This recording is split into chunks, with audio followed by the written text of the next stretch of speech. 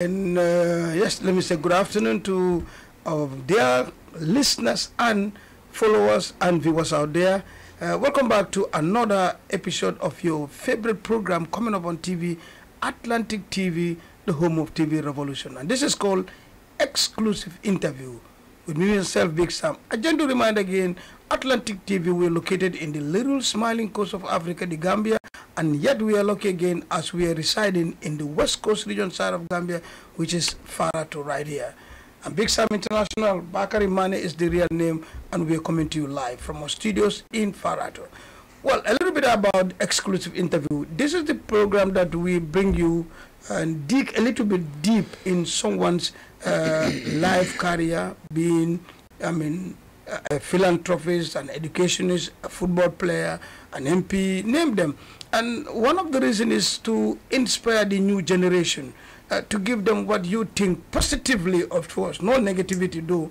And people can also learn because those are learning points that people pass through, and here we go. And yeah, it makes it here and there to make it nice. So once again, I am Bakari Mane, Big Sam, and my guest today is no other than Malik Camara, the party leader and the secretary general of ADD. ADD simply stands for Alliance for Democracy and Development, a newly formed party in the Gambia. I know it's going to be a very, very important program, and then, yeah, it's good that you know people around you, people that want to take mantle of leadership, or people even in the community. It's better to know your leaders than to know people around you. So once again, as I unveil my, it's my son in any which way. So I got his dad and son talking today. So this is Malik Camara, of course, already. Malik, thank you. Welcome to Exclusive Interview. We will talk today. Big Sam, thank you. Should it be English precisely? Should it be local language? So that listeners who don't have sufficient comprehension of English language would be fortunate to understand the direction and the topics that we are talking about. Yeah, sure. It's English, but we can have one or two blanks. Be kumayala kamobe kontong Big Sam nakiang kandingo nge kontong bake nge tentu nge jayi bi ngening Atlantic TV dokula be kontong albe tentu kalbe jayi kontanta bake pro alie ADD soto alla platform to Atlantic TV bi nying watola al ninta fango kundingole mu Malik Camara Big Sam ADD mu patioleti me yalong register nying ala ramsa tambila la bile mu alokum atilise njamati kabring IEC register ka kankula bari exclusive programme bawo mbe wala kono bi membe dending jumale Malik Camarati abota min tole anata mita sila jumala fo futata bi mbetembo men to janite ba sotla programme to jang woto wakang ngal konton ngal tentu ngal jayi mbe Gambia dingo be konton mo be dawda banko tonkon nano be to fo banko e bantala mba fulali Atlantic TV to yala Big Sam la hostejo koto ngal konton ngal tentu ngal jayi mba fulali ali bismillah abaraka bake akatila al bismillah entenya al bismillah abaraka bake Malik, thank you so much. Malik konga fale nyamen ko fale nya Malik. Moving on, our first question is as you already introduced as the party, as I introduced you as the party leader and the secretary general, who is Malik Camara? Where is born, the name, etc. Yeah. Need of this for Manika comfort anything. Big Sam comfortable ta angale kangola bakele. Bari left ning mol sikacha na ya la kangot. Ha bari ko jumala Malik design. Yo pour l'amour lalu menu mang tubabu karangoke. Ite batala pour mol sa foe ka kumo 5 muna ko nyadi. Jannim defta la auto tubabu kango ngado man dim fahamu auto le bari. Bao mbekeno mento jal lafta banko molle sin kalamuta jumale Malik ti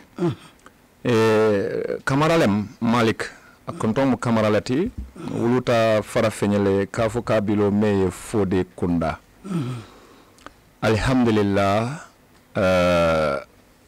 ngana elfa fulolu tentu menketa Ibrahima Nding Kamarati aning Binta Jagne mbedwale fo alasi arjana kallanke o ditol mo fulo bela anim bota elfa lumenu bala fond dambe worowlo be ni misilme kunda be anim banko elfal be ante malik kumo mu misilme dingoleti wuluta misilme kundale to wuluta misilme kabilo le to nkuluta misilme yale kono folo kabri yendundi alquran karangola yembulo safe bayi sini mara karamo kunda to ka fo damente toure kunda fara feñe fofana kunda bala toure ya alama ala si kafarne nema kay fara feñe la primary school o folo taw ke bala sole kono atata singola makale aketa misilme ala role model lati fara feñe kono aning nyembanko kanjang men ya long be ko sedi ala le yo kabring yandundi wala karanta to alhamdulillah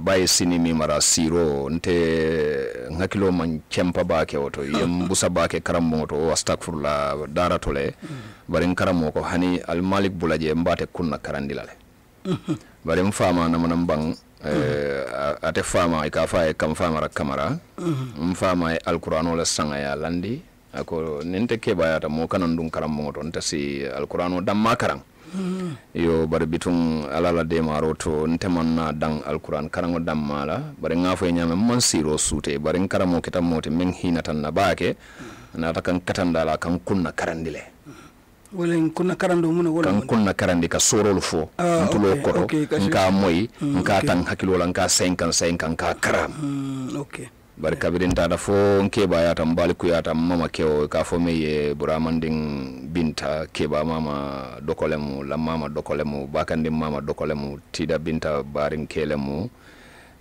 mbedu wala nying elfa be baburandi yenna alqurano bonda ya dinna ko nye malik nam e fama ko si alqurano kara kon kane dun tubab karamutu ela alqurano fele adum bulokon alhamdulillah bari wayata kamara man siro sute yo bari wayatara jannimbe ftalawoto natam fandum karambungo tole bari namanam fandum karambungo ton tara fonga sanji kononto si kata sanji tankang because ko mfama ko ikanan dum karambungo to wayatina bari nyolu mama nyolu bawo mfama banda to mbe sanji saba kari dantang ko ten dun nakaramoto ay manyani malla fikatinya ha mampare la hido tinya exactly barka bilo fondinki wol be kata karamoto nte bukana silo sutuno kata karamoto kilin katu sate o kono lasper demo kata polo yo ni nata e botanan school to ularo mbesita dara yo bitung ke baya nata ke hakilo fan starta ka falling ka kide kabilo to ngam fan samba karamoto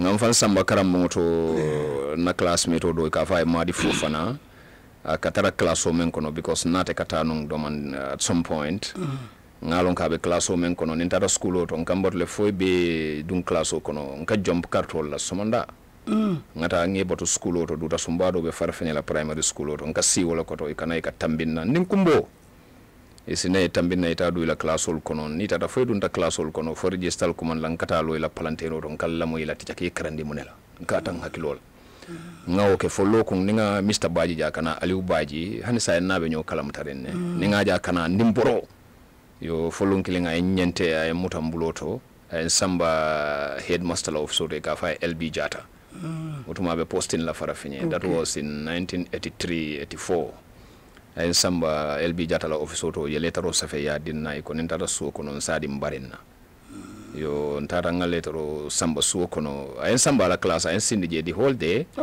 right ngamira fabe mbusa la bara man mbusa because ajele so loko ngelo la class o jibiro koto nata nyente fa muta en samba master of so nden kumbo ka fiti fata ngamire katambutele yo so nata samba master of so kono ye letaro safe ya dinna letaro diringo kola en samba la class o kono en sindije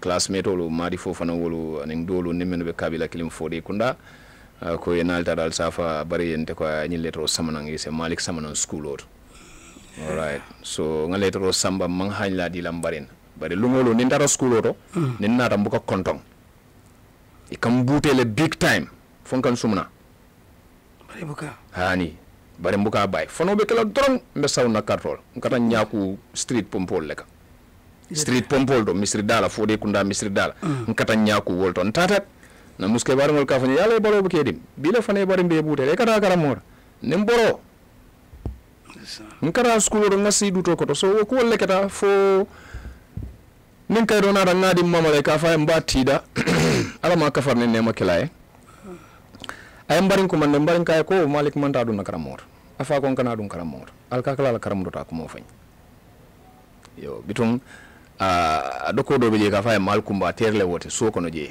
mbarin kunda jani kunda fara fenye aka samante ba sambala school do de ba o loko ba butela jangan sa ma bula samante ba sambala wonata samba directly so Mr. Baji me ye later was saying LB jata na samba wala class oketa second term le fangoti right so bitum mbari monson na uniform o sannanye na grandfather uniform o sanye ay tableau de danye oto moy kadi ngol ñundi tableau la ñu ndale naita ni bini naina right so ay uniform o sanye tableau de danye mbare mo capintalti afana mbaring o munte mamaleti so wala condition ay tableau de danye sirango de danye so 1 week ngata school ron kana sa ning full uniform ngapiring lundo mbari yang komanda en sinda ko nyeko keba malik akafanya le keba malik kana akonya silang ko yefandum karamora ifa ko alquran o karabe larin janne ibe alquran o karanna andi be tuwaw karamo fanan kelal ni ifelta kililna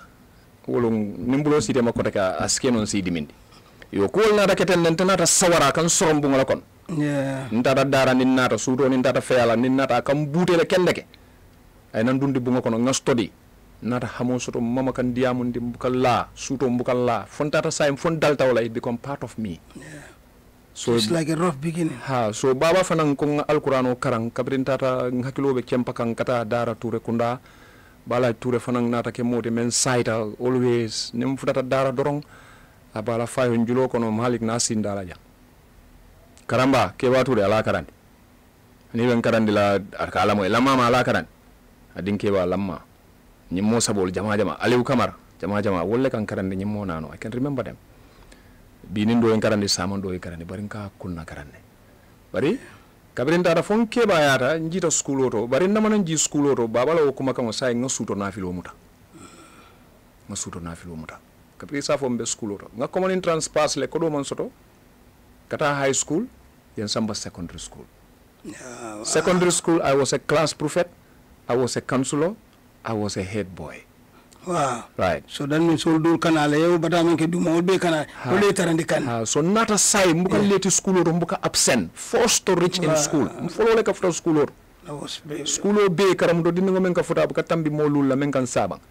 Namo nan tambi force 5 or la class o kono be force 5 ngatara wala kon. Force 5. Fonjita school or. Nga common entrance pass manko do soto, elfal manko do soto men sambala high school. Ndelafta ka karanne for university. Okay. Bari kabirenta ra fonga sanji tan nin saba soto. Because alka nying questionable menu nyinka journalist olu meta kan nyinka bari muka pare kam fam fo moli. Bari journalist olu be inse maliki fam fo ngelong ite mujumalti. Bari nka sibo kanan kan menu kamunta nyaron kayal. Bari karam mo do kan tambindi kabrim primary school be nyaron kayala bari kabinta ra nga sanji tan nin saba soto be sanji tan nani walen kan ka sibo ku kalanke wala te fango bu kam menu lom fon kasila. Bari ikake nyaron kaya ko wolle nara fo mama musoye wonatan direct abarin ke o ke ka fay ke ba mama diba ndada nga ko mo fowe waya moyle bara kon kana fo moye ayede yati komin kuna wato man sidoro yo bari nem flankunda nyini kay ba flene mbembe do ko na janne malik ning boyo do keltanu ka fay ka ba jadam is my best of guys that was 14 years mutum be sanjitani na ako na ke bada be patiolo la be kala president de ngaye no itete kelati intele ba kelati no itete kelati intele be kelati Be kelati ha wotumo ninna sunkuti ngol be mbedo kono wotumo ka koloma mutoleke ñun dinu mo kala ba ali non faatu madam bay no do ma ko tika mu ton ni koloma mutola Edward ya do kala mutole Big Sam we ko wol njiri kaja ñu ngi wanjal fo la Big Sam. No, okay, go. Let's move. The Monday phone, tell us a little bit about your occupation and your qualification before we move to the political part of it. Your education and some of your qualifications. Yalong nyimbe kola coming ka kumo sutiyandi. Nata Al-Qur'ano karang sinya woro nga bang translationo. Kabring alhamdulillahi rabbil alamin. For ikra bismi rabbika allazi khalaqa khalaqal insan. Kajinam fo qulauzu birabil nas malikin nas. Nganin translationo nga be karane nga bang fereng. Ay sinya woro la si. Andong aketanye kudo le fananti. Wokono nata sungomuta kabirin 2006 til tannani sunkaro ko lan kawle sun sango sang til tannani Big Sam temen fele sidi nyang kundingo nim politiko ning journalist o lañi ning karon ten camara ni moda bu ka futawto bari til tannani kawle sun sango sang mukan hani sang killing skip sunkaro ko la andu nyintil tannano ka be suto na fille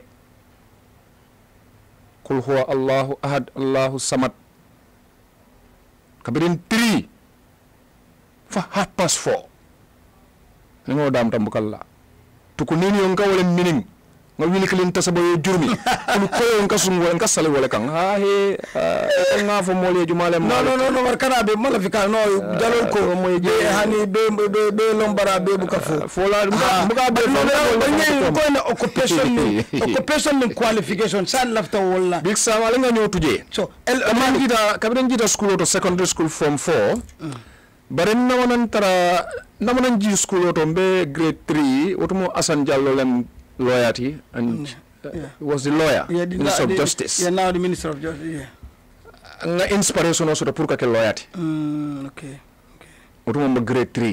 Okay. There was no university here at that time. Yeah, sure. Alala de maroto wofana fona foren sol yenne. Comme nga pati lo fo nyameng. Kontena na be pati lo be president ya nyini la otomo be sanji tanin nani. O kilimo la ngole fo ngo mbira university mbel lo la study la. Kaya ba na wona high school on man jira fam. Ita na mnanda high school ita no university nyadi.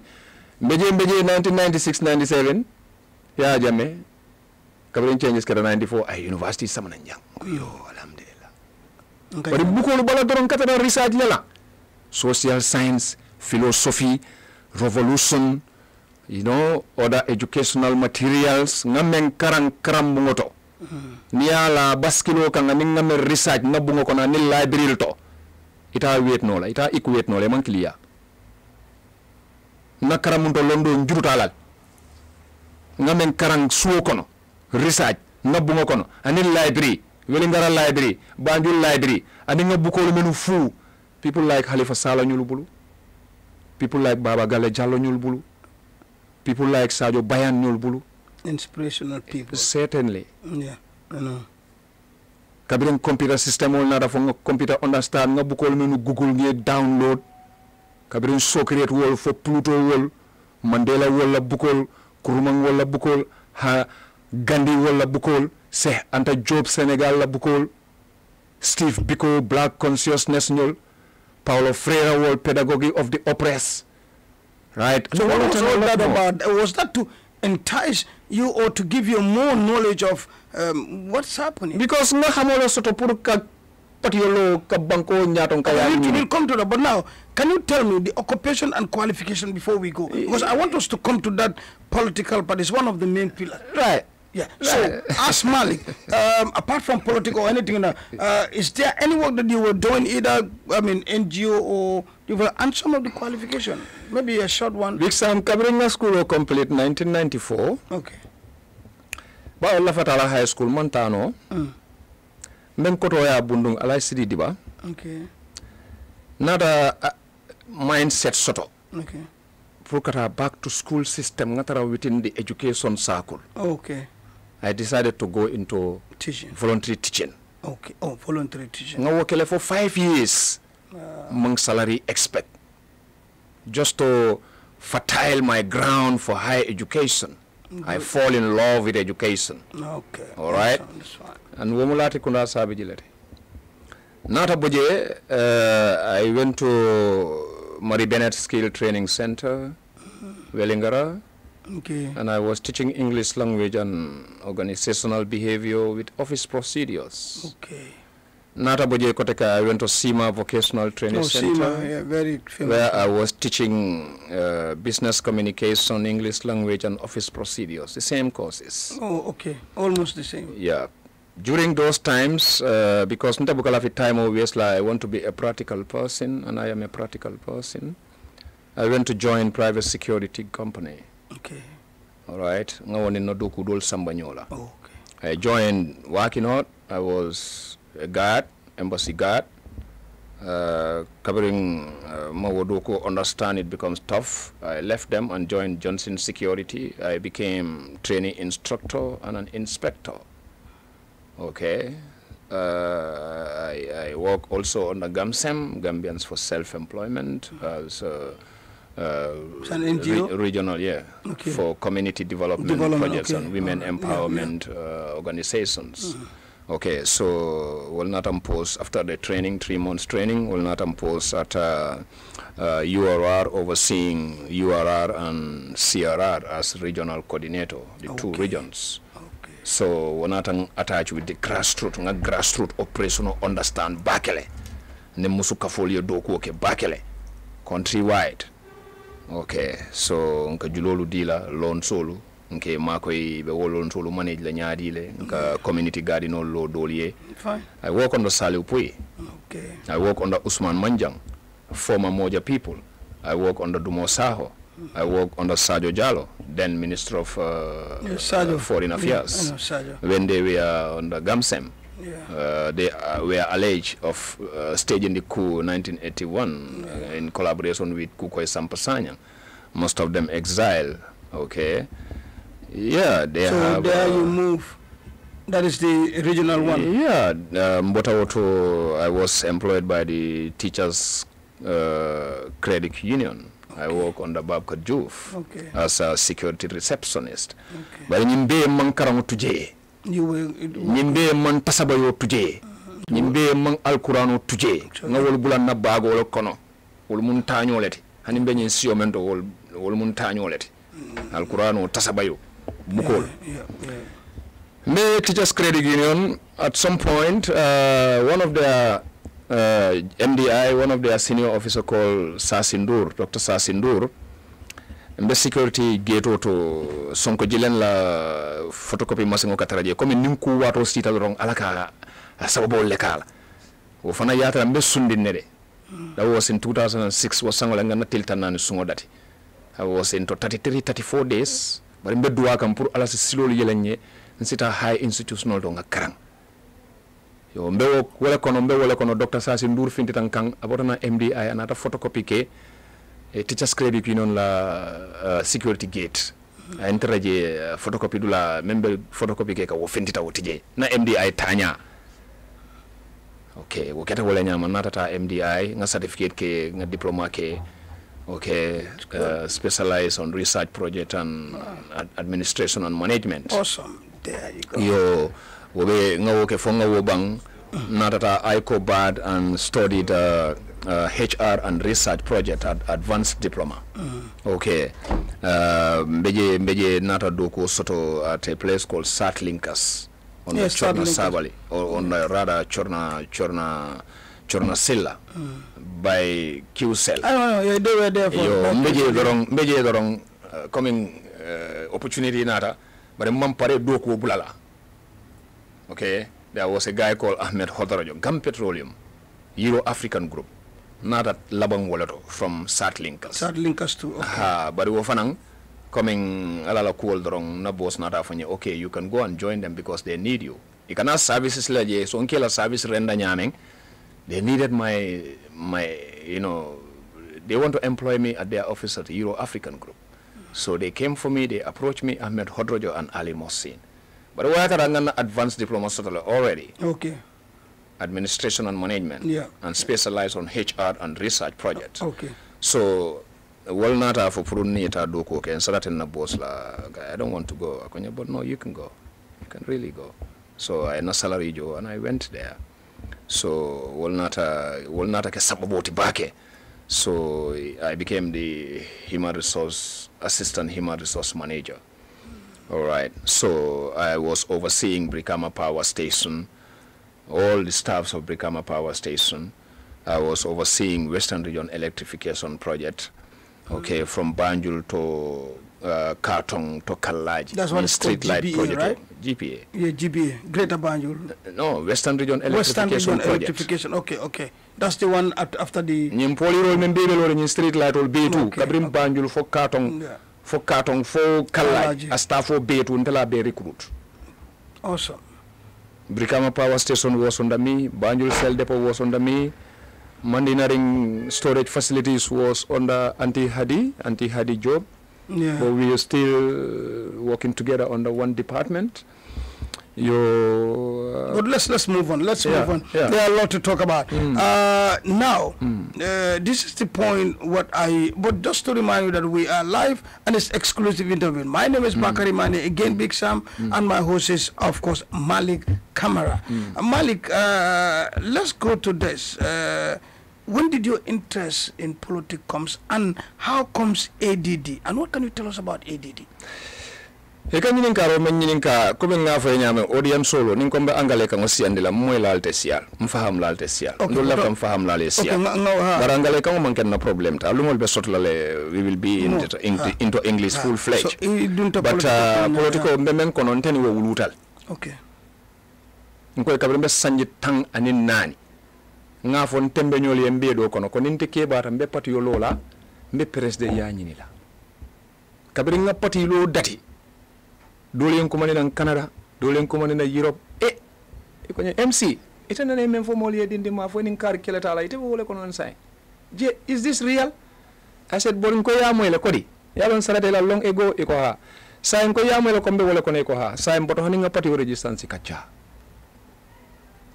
bari modol ya dawd la fente malik bulu bari buka fa man fahamo soto de buka fa man karande ika fo le ko do tabul ha mol malon ko do tabul bari buka fa man karande buka fa ka kufang buka fa wulolem ka fa mol melon ko do tebul bari hamo benna o hamo nata patio dati lola woto mo to fa ngotala yo namalla ko men hadama di ngolo kolu akake sometimes aka God works miraculously sure okay ko fana ngalla le drong so kuta ngalla sibona rankang straight ko te kamem mira patilo anen ka banko jaton kaya nyin faabe sotla nte malong parente ngam fankulu daji ko men na mead na mbesiring Africa jang Gambia jang still now wolen kat participate into partisan politics of my country full time wala na mambo jang wala na kabre ngal luwa karang mantara siring benchoto ka kesi sol educate ka mol free wara ke sorong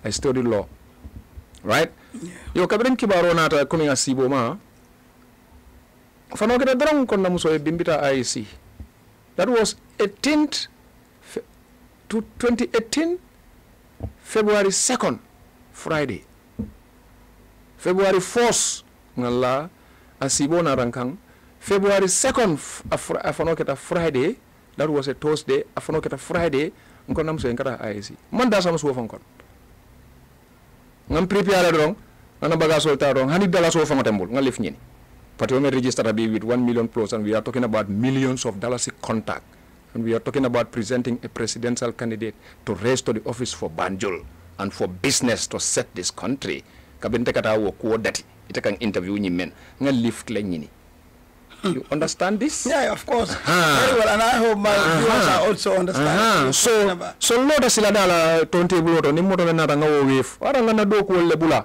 nga paper solution I can be in office and I will not be stranded I will not be looking for a lift but I have a revolutionary mindset coming kukono kube kono dinding casino andum buka pasim buka taji tilola kando ning ko la koleya ni strango bukati nan te buka move mbeja nim banjun tamala banda misono membeje bututo be mbul bututo mbul am my way going William Fugal help us will find me along the road and move me on so that's how you go that's how I go so and brother sila dala ngamodo moto sabana da view moto nani na da view moto lulu na da view jani moto tanjango na mo professor cuma ngam akajuma ko I knew it was me but I'm not too so allora finita moto kono Malik bedel na I said okay I went ikada min kan gara IC what's going on la ko wol ngara mun be ngara IC len samba ikada mun nga samba do me moto kono fo IC dato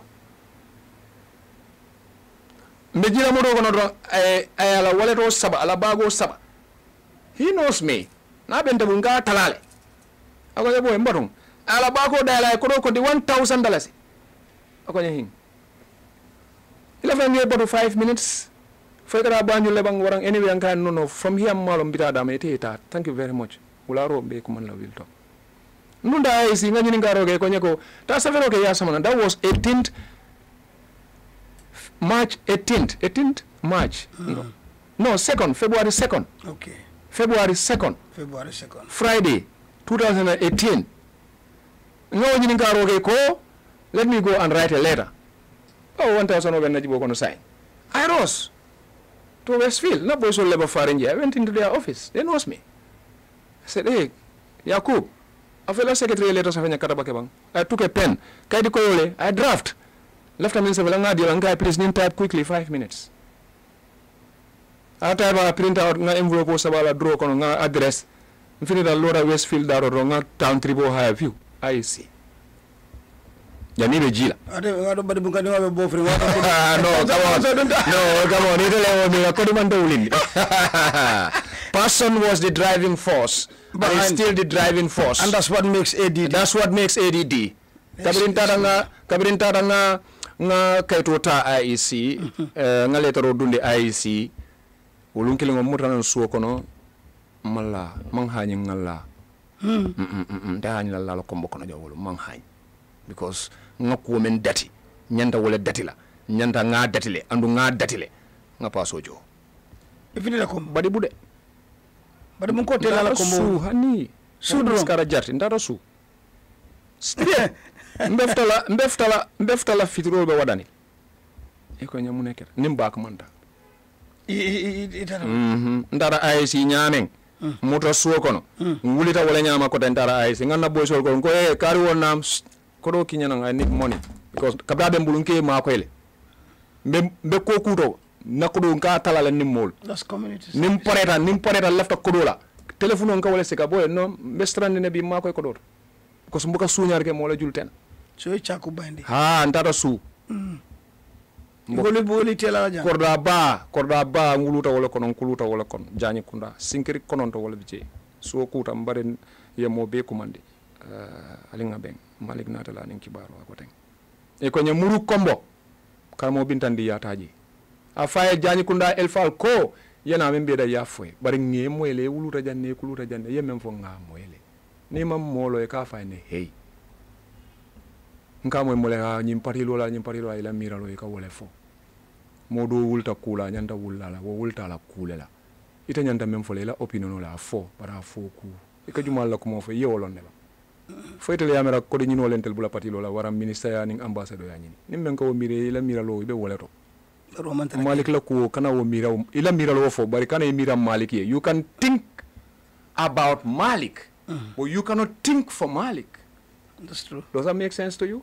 Very well. Right. Malik is the only one. But let's ADD what? Ngawla foye. ADD na nyama ngawla foye. No ngawla nka fo. Yo. Okay. El fal ko bismillah. Rahman rahim. Yes sate el fal kumandi kombo jang. Yang kumandi ngakuru wasang nga ay sila kayto la kang. Ndeke ba mukallaf mo ni na musol dina dimbayal. Ngada na el fal kan ka fo lefta nyina ko nyaado ni ko hanim be nyoy lan kumbal flo la bankoto. Ko yal yam fanye. Ngake. Ha. Bari ni ko ha wala be diala nyen duy ma imang munta nga fay ko Malik ha barani yam with caution yep ikamwele very well tal ngom tol wuli el falco Malik bismillah bari sa domang andu sikkumo fo moliye ibe men kela kana faniya fo moliye andu kana mo neng kana bula mola el falandu nyim banko politiko be faring el fa nengoni wandi kuma soto bali fole la ani mo telingo fintije me kulu wala kana ko mo famle very important kari won nam tambi Malik nyaar ali paso fele alta fara feñe ala fo alkal ning almami en tolle ko ni maliki na alkal sa kalamda almame sa kalamda sate mol sa kalamda tru alkalo jamango sa kalamda tru di imam yam moy la bang ha tamba ñaar ngoy kana ko momen o ko la lete big sam na tande kalamta o ko la le adam barwo ende kalamta o ko la le ndoli ende kalamta an ka wala foye wala keta wala keta en keta ka wala foye so silang ADD ji ADD kabiren kafo datita lola nga tolu tombong nga patio kabri elfa e alawma salota silan janjango keta ntembe nyolo ni benta elfa kunda to janjanta silan do ko damutata silan nga bondi fara fenyen ko la cindo motole wala decision o meli ko malik bismillah fara fenyale relax fara fenye kunteng bari bali relax bari bu kunteng not bankal relax not bank kunteng gambia ko nga même follow ke nga alqur'ano karang ko jamfa be momo bala ala kana o sambana ntol be patio mel ko wara to tala folo nimbe wate wara edidi to man soto nga kol kafu nyoma be botas ka to nyilla man to fa nga sotala nga manifesto de da man to sotala nga constitution de da man to sotala nata si lamen kianko ibadin kianko do ka fa ala sura yalal bu ka wabatu nga kantal ka borle sita ala sura la bitika da lamen lojo wala do mandi buka lamen zu bala jang abuko nature reserve wala do manding kapentri wo suko be jang meeting o sotoje ngo sila ADD alinga toni nala patio alinga toni nala be patio men lo kam movement alinga toni nala 5 minutes go ahead ngo toni nala do ko PSP People's Salvation Party do ko National People's Party rather otumo NPP man soto de that was 2018 2019 yeah. You understand this? Yeah, sure. Dol nara for DAD dol ko ADD to nani e wona na fe ha tabulo kan ko okay ali ngata antol be ni nyin toyel la nga mira tojuma la nyanta adopla People's Salvation Party ADD DAD National Party, let's go and sleep with these names. Next Wednesday we can come back and finalize the date. And the name ADD to establish the okay. So Mobina Rakamba Alliance for Development Democracy and Development. ADD. Yeah. Domo DAD let it that. Do PSP okay. People's Salvation Party. Okay. Do Nationals Party NP. Okay. Nationals Party. Okay. N small s party. Okay. You understand? So sure. Nara nying to kilingo adopt ngawo to dulu betu je so ngo nyari kuruwo mbukala tamala wolela elfa kundal betu nga siyo be kata nga be dundi ADD party kon nga tam limit kala ni kata flag biarati two tam imanganye boje doina. You understand? Sure. Ando akana ke motati nga siyo be soto ala executive kono nga siyo be soto ala National Council of Elders kono nga vice president fula soto do ke flo be ke musoti andi Canadian cycle na kilingo ke Christianoti nim party leader keta sidoti vice president 1 ke sidoti vice president 2 wo fane ke sidoti tenyum vice president fulo ibe Canadian dina kilingo le nim party leader nyin because mun keta political climate o min be jangaje ko alafta kala sifatam fanso in discriminatory sort of environmentality so ntolla move is a reconciliative move tonya fote sabatila tonya forada te baila okay tonya sabati ndote baila de momo crime o commit jang ADD government in power you will dance to your tune. There's no doubt about that. If you're going to mile 2 you're going to mile 2. If your compounds and assets will be seized, let them be seized. Truth finally will prevail and Gambia become the Gambia that everybody expects.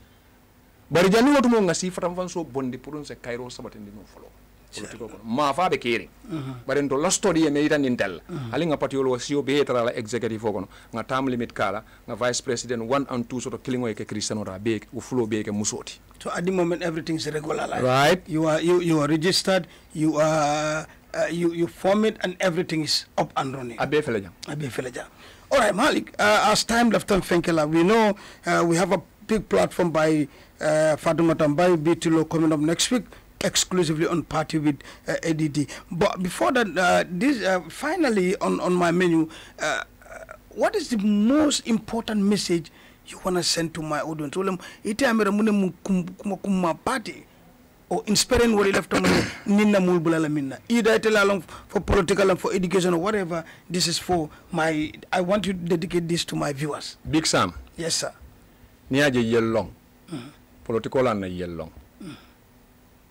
Wokang. Ninde wo yamar dila. Nta dila misil me alat. Nta mol yamar la misil me alat. Ba nta manke misil me ado kulati. Ngotu alma molu bulu anin kawandila. Exactly. Bari politiko nta bo wala kon. Okay, sir. Nta wo yamar lole dila. Give them the most important message. Big Sam. Yes, sir. Gambia. Alinga politiko si fatam fanso bula. Alinga politiko kuma fula fo bula. Alinga politiko elfa nengo bula. Alinga politiko nyaton kan nengo bula. Bari ni be nyato e malafi moli e neng kana mol neng. Ni be nyato e malafi moli e tailing kana mol tailing. Bari nyaton kolu from the president right down. Aling kala kumo fo moli e membe banko yirwandila. Andu ngala hido men di mol la banko la yirwandi ko Big Sam. Aling kala tarawto 24 hours. Wole mbondi, wole Africa bondi, wole Gambia bondi. Nte kumo fe na banko man tara doku ka nyama de. Sunya ronin tapale ya siyata mansa kunda kono. Nda abuka banko yirwandi. Nyo telengo ni nyo do yani nyo nengo siyata Gambia politiko kono. Anyo hadanyo aka kamfan dole sam dung nyo hadanyi be ngabuka koku de. Andu ila konoto imal lafi fitino e wuti ila konoto. Ni be mansa kunda be banko nyato ila ngani yo momenti wala banko eta nyato. Alinga nyo mutanga ke kilinte ngasio be kanyandi politiko kono Big Sam. Nkana mo tambindi mola. Nka memfo kuma kangoto kabonte fangoto nte. Nka memfo kuma kangoto nka bara wala. Niko moli yembe tilingo ni ntonya sabatin life follow fangola. Bade ne kale alquran wala ye kare bible wala molla la no kola ye kare o faye ena manan masakunda la responsibility dila ite dibite wo ite kansulo wo ite kiamano wo ite meyo wo ite president wo ye kalindi bible la warang alqurano sai yete kalindi bible la ni alqurano ko be kullole marala anin tonya damma Big Sam kana moy ko itala masakunda kono tapale anin sunyaro nin jenkole be fari woto is the order of the day kufula la beji inin alabe nyola ite buña soto la mol la ma fangla sabanya mo motel ale because nka moy suña robe man sakunda ko ne be tapale yake kan siyo bela karo bela nyaabe fana nyam mo mo ron dim findita yew ko mo itani doron ko wanyanta kabula le doron ku fulay ka wala fana ngewor ida ye mol jojeta Facebook ye nenneng pour que mari la spirit tala bar kamarate wo mol kon killing ndete wo kala handu mola diam den stop la foka bro fula wara ye komandi ye kodi ba du bulo kono ye da jolo wara ya cheni wara ya karna ye de tek ila kunun to nyaaye na kila bi faniyati you understand ye na tara mol kono ye jele femma imodo yari ma itina fula kote ke nimmo si lela bari mo male be mol nya kono de bari fanuma mo buga lela hanni ya fa keta toñati mote la lela kati ye dole faja ye mo jikinda keta toñati mo be lati le ka bulo ko siye jeni je doron akata minin sare rewti iturne ta karala jana itata loku ikana kuma do fanam amulu njaw yata nyom mo mulu njaw ta kerin so tole wolemo se wolemo nin so wolemo ngana yele ma jang ko de ko no saji ko ton ko yolemo what's up e kadi am jumale nte hani woto yamar lomu menti alingam fokumo kanta Big Sam yeah that's right alingam fokumo kanta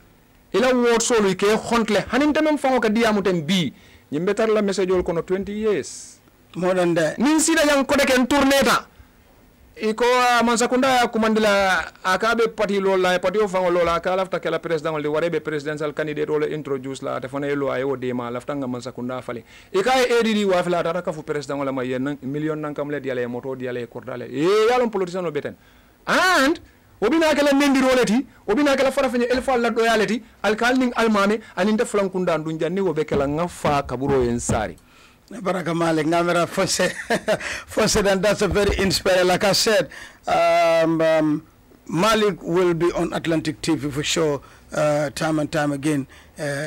Our lady politician Fatoumata Mbaye, Lankekadi Matimbai, will be hosting him. Other political parties just on this platform. On that note, that is all I got for you for today's exclusive interview was myself, Bakari Mane Big Sam, and my host was the one and only, of course, Malik Kamara, the party leader and the secretary general of ADD, which is Alliance for Democracy and Development.